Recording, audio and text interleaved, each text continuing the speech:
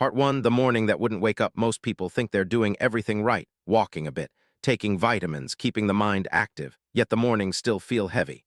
You wake up and the body feels like it's lagging behind the clock. Sleep seems shallow, memory slips on simple names, and the mirror reflects a version of you that looks more tired than yesterday. That was how Margaret's story began. She was 78, widowed, and convinced that this is just old age. But one ordinary Tuesday, while making tea, she noticed her hands trembling slightly as she poured water. It wasn't fear, it was exhaustion, the kind that seeps into the bones. That same day, she stumbled on a small article online. Your brain never retires, it only needs a plan B. It wasn't about business or money, it was about energy, about discovering a new rhythm, one small daily step that signals the body, we're still in this together. So she tried it. Every morning before breakfast, she began what she called her 2-minute reset. No yoga mat, no equipment, just standing by the window, inhaling through the nose, exhaling slowly and whispering to herself, I'm waking up the day inside me. It sounded silly at first, but within a week her mornings felt different. Not perfect, but alive. What this means for a 50-plus listener, energy and balance often start with a microhabit that reconnects breath and purpose. Have you ever felt that strange fatigue that coffee can't fix?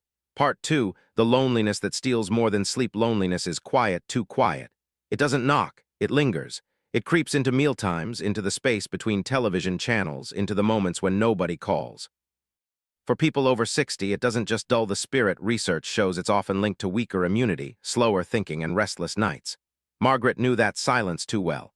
Her small apartment in Portland was neat but hollow. She filled the days with crosswords and old movies, pretending she liked the peace. Yet every evening she sat by the phone, hoping it would ring. It rarely did. One rainy afternoon, she decided to take her plan B further. Instead of scrolling endlessly through news headlines, she began writing letters. Real ones to her niece, an old friend in Michigan, even to a neighbor she barely knew. The first sentences were shaky.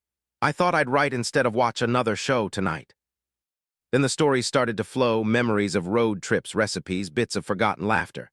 3 weeks later, she received her first reply, then another.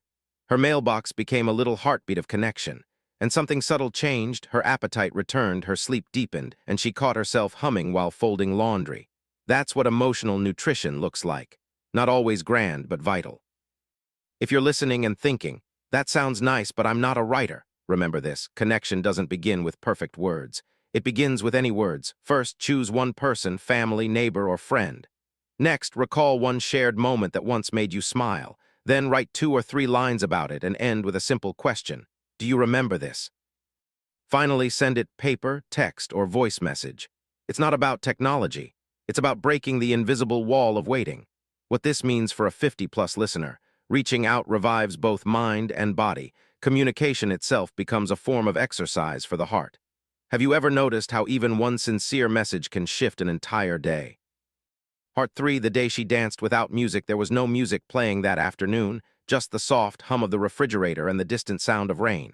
Margaret stood in her kitchen, her body stiff from sitting too long. She looked at her reflection in the window and whispered, I used to move better than this. She remembered the nights she and her husband would sway to Frank Sinatra in the living room. The thought ached, but also stirred something. So she tried it again without music. Just movement for no reason other than to feel alive. She took one step forward, then another. Arms lifted gently, spine lengthening. A wobble, a laugh, a deep breath. 2 minutes turned into 5, 5 into 10. The warmth in her chest wasn't just from the motion, it was from presence. Why does this matter? Because for adults over 50, small, daily movement, even gentle swaying, has been linked in numerous studies to better balance, improved circulation, and reduced anxiety. It tells the nervous system, I'm still growing, still learning my own rhythm. First, she began by standing tall, feet flat, eyes open. Next, she shifted her weight from one foot to the other, no rush, no goal. Then she added her arms, tracing invisible circles in the air. Finally, she smiled, noticing how the stiffness melted just a little each day. That became her Plan B dance. Not a routine, a reminder. What this means for a 50-plus listener, motion creates momentum. Even 2 minutes a day can reawaken circulation, mood, and self-trust. Margaret said later, when I started moving again, I stopped feeling like I was waiting for something. I started feeling like I was something. If you've ever caught yourself sitting too long, maybe it's time to stand, not to work out, but to reclaim your space in the room. Pause for a second. What would happen if you let your body finish the song your heart has been humming quietly all this time? Part 4, the cup of tea that changed her mornings. It started as a simple experiment. Margaret replaced her usual morning coffee with herbal tea chamomile with a slice of lemon. She did it because she'd read somewhere that caffeine after 70 can sometimes deepen fatigue instead of fixing it. She didn't believe it, but she tried anyway. The first morning, it felt odd, like giving up a part of her identity. The second morning, she noticed something subtle. Her heartbeat stayed calmer. The third, her mind didn't rush. By the end of the week, she said she could hear herself thinking. Why does this matter for those over 50? Because the body's chemistry changes with age.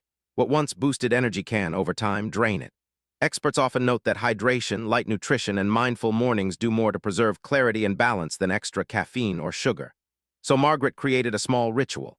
First, she boiled water slowly, listening to the hiss of the kettle. Next, she poured it over the herbs and waited, no phone, no distractions. Then she held the warm cup in her hands, feeling the heat seep into her palms. Finally, she took the first sip and whispered, "Here est to today."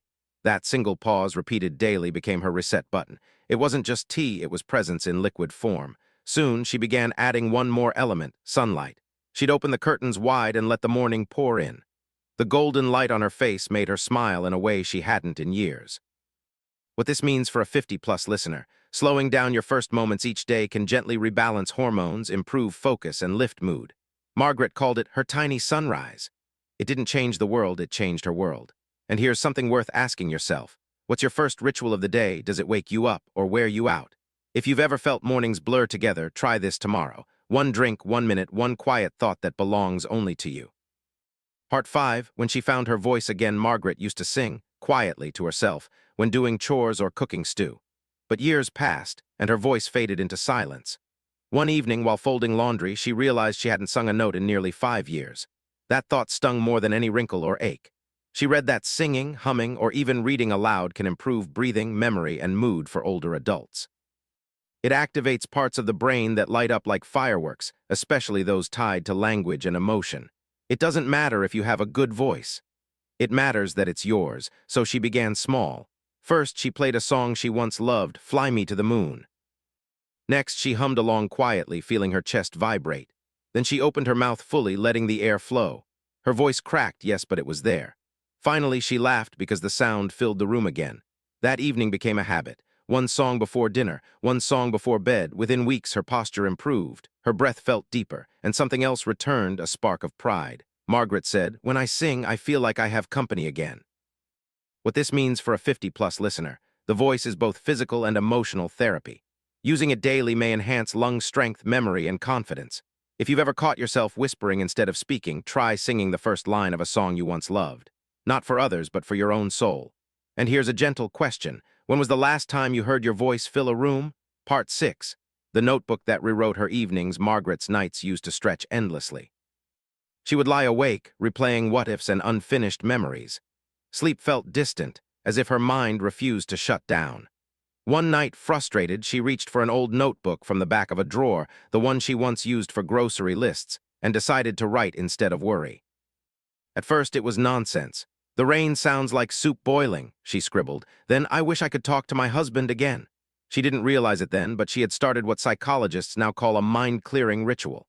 Writing before sleep helps the brain process the day, reducing tension and improving rest quality, especially important for people over 60.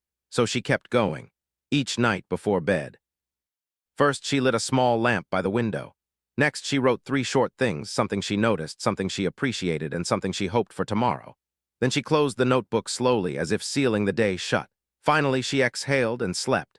Within 2 weeks, she said her dreams changed. They became softer, calmer, easier to remember. And she began waking up rested for the first time in years. That notebook became more than paper. It became her anchor. What this means for a 50-plus listener: putting thoughts on paper is not indulgence, it's hygiene for the mind. It may ease insomnia, steady emotions, and nurture optimism. If your nights ever feel heavy, try this: one quiet page before sleep. Not for art, not for record, just for peace. And if you're hearing this and nodding quietly, tell me in the comments, when do your thoughts get loudest, morning or night? Part 7, the neighbor who became her turning point. It was a chilly Saturday morning when Margaret heard a knock on her door. It startled her. Nobody visited without calling. Standing there was her new neighbor, a man in his early 60s named David, holding a small basket of muffins. "You left your mail in my box again," he smiled. His voice was calm, warm, the kind that fills the air gently. They talked for only 10 minutes that day, but something shifted. For the first time in years, Margaret laughed with someone not at the television. David mentioned he walked every evening at sunset, and she surprised herself by saying, "Maybe I'll join you sometime." That sometime became every other day. They started small, one-block, slow pace, then a few more steps each week. The air smelled of pine and damp earth. Their breaths formed small clouds. They spoke about books, grandchildren, the stubbornness of time. Science calls it social movement therapy, combining mild physical activity with human connection. For adults over 50, it's linked to improved balance, stronger memory, and lower risk of depression. But Margaret never thought of it as therapy. For her, it was simply walking home through the long corridor of loneliness and finding light at the end. First, she tied her old sneakers carefully, feeling the rough laces in her hands. Next, she stepped outside and let the cold air sting her cheeks. Then she took David's arm lightly, not from weakness, but shared rhythm. Finally, she looked at the sky and said, "It's strange how good this feels." That evening, she wrote in her notebook, "I didn't realize I'd been waiting to be seen." What this means for a 50-plus listener: relationships don't expire, they evolve. Every new connection adds another thread to the safety net of aging. If you've been meaning to reach out, maybe it's time to take that small walk, that call, that wave from across the street. It may change more than your evening. It may change your heartbeat. Part 8. The small decision that rebuilt her days. Margaret once believed that purpose had an expiration date, that after 70 all that remained was managing time until time managed her. But one afternoon, while watching a documentary about community gardens, she paused the screen and said aloud, "I could do that." She hadn't touched soil in years. Still, she found a local park with a volunteer gardening group, mostly retirees, some younger folks. They gave her gloves and a trowel, and she dug her first patch of earth in decades. The smell of soil, the sun warming her shoulders, it was more than nostalgia. It was renewal. The first day, she only planted 3 seedlings. The next week, she planted 9. Within a month, she was helping others, teaching small tricks from her husband's old garden notes. People started calling her Miss Maggs, and she began bringing cookies for the team. Science confirms what she felt.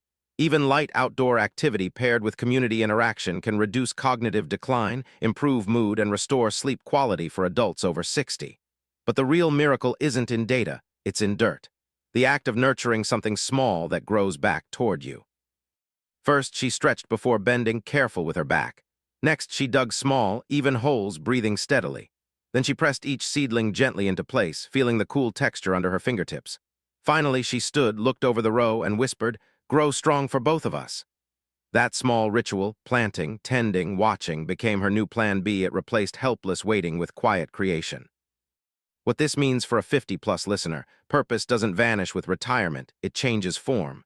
Growth, literal or emotional, keeps the mind young and the spirit anchored. If you've ever felt like your days blend together, ask yourself, what small thing could I help grow again? Maybe it's a garden, maybe it's a friendship, maybe it's you. Part 9. The day she realized she'd already arrived. It was a quiet Sunday morning when Margaret sat by her window, notebook open, sunlight spilling across the page. Outside, she could hear distant laughter from the park, the same park where her seedlings were now growing strong.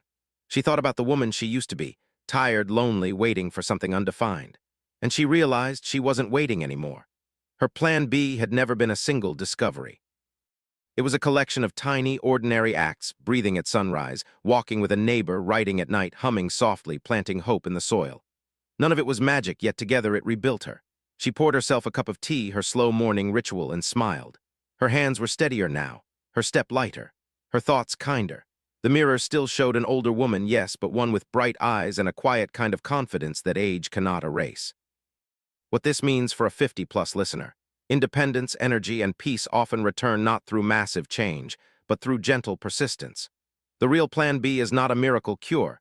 It's choosing, again and again, to begin your day with intention. Margaret once said to David on one of their walks, "You know, I think the best part of getting older is realizing I get to start over as many times as I need." And maybe that's the message every senior needs to hear. It's never too late to create your own second draft of life. So if you're listening now, take one small step today. Write one line, call one person, open one window. That's how new chapters begin. If this story touched you, share one small habit that changed your days. Others might need it more than you know. And if you haven't yet, subscribe not just to this channel, but to the idea that your best energy, your best peace, and your best mornings are still ahead.